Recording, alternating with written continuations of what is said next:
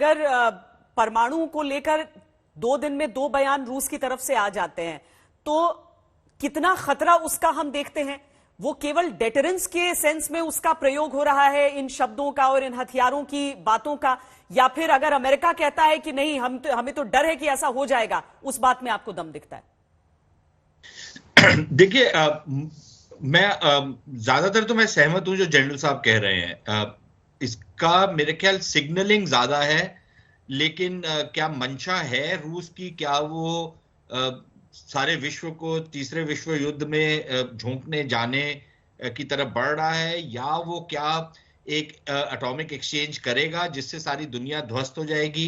क्योंकि अगर रूस उसका इस्तेमाल करेगा तो बाकी हाथ पे हाथ धरे तो नहीं बैठे रहेंगे, और रूस भी उससे नहीं बचेगा। तो मेरे ख्याल हड़काने की कोशिश ज्यादा है। और ये बेसिकली रूस वो कर रहा है जो शेख रशीद करता है पाकिस्तान वाला। उससे ज्यादा अभी तक तो नजर नहीं आ रहा कि उससे ज्यादा कुछ होगा। और जनरल साहब की ये भी बात से मैं सहमत हूं कि अनलेस के नो फ्लाई जोन या इस तरीके का कोई अहमकाना स्टेप लेते हैं नेटो वाले, मुझे नहीं लगता कि कोई डायरेक्ट कॉन्फ्लिक्ट होगा नेटो के बीच में और रूस के बीच में।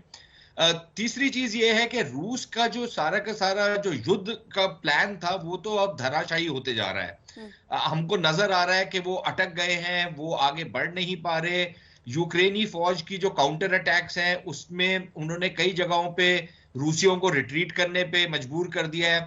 और हमारे यहाँ पर जो बड़े आंकलन लग रहे थे कि हफ्ता लगेगा और 10 दिन लगेंगे और सारा का सारा यूक्रेन को वो कैप्चर कर लेंगे, वो सारे के सारे जो हमारे असेसमेंट थे वो तो बिल्कुल गड़बड़ हो गए, जो हमारे कुछ लोगों के हो रहे थे। और उसी समय नजर आ रहा था कि रूस के लिए और ज्यादा मुसीबत होगी, क्योंकि ना तो वो सैन्य तौर पे जीत रहे हैं और सामरिक तौर पर भी वो पीछे उनको धकेल दिया गया है, और आर्थिक तौर पर उनको बहुत बड़ी चोट पहुंची है। और सामरिक तौर पर यहां तक कि जो चीन है वो भी कहीं ना कहीं किनारा कशी कर रहा है रूस से, क्योंकि उसके जो इंटरेस्ट हैं जो पश्चिमी देशों के साथ जुड़े हुए हैं, वो भी उस पर भी ये जो सारी की सारा युद्ध है वो उस पर असरअंदाज हो रहा है।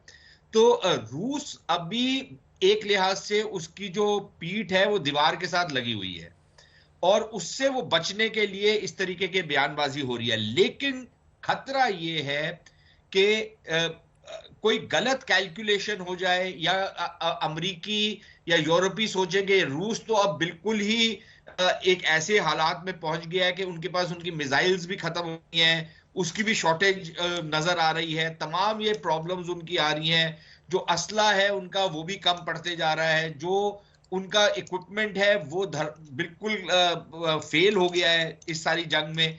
तो ये मौका है रूस को और धकेलने का।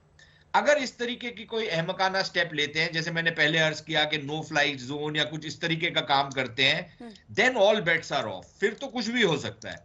लेकिन अगर ये नहीं होता और अमरीकी और यूरोपीय जो है वो ये समझते हैं कि भाई रूस को हम जहां चाहते थे वहां पर हमने पहुंचा दिया है, अब इनको धीरे धीरे करके स्क्वीज करते रहेंगे, तो फिर शायद तीसरे विश्व युद्ध का खतरा तो है, क्योंकि दोनों तरफ से एटॉमिक पावर्स हैं। लेकिन क्या उस तरफ बढ़ेंगे? मुझे नहीं लगता कि इतने बेवकूफ होंगे कि उस तरफ जाएंगे।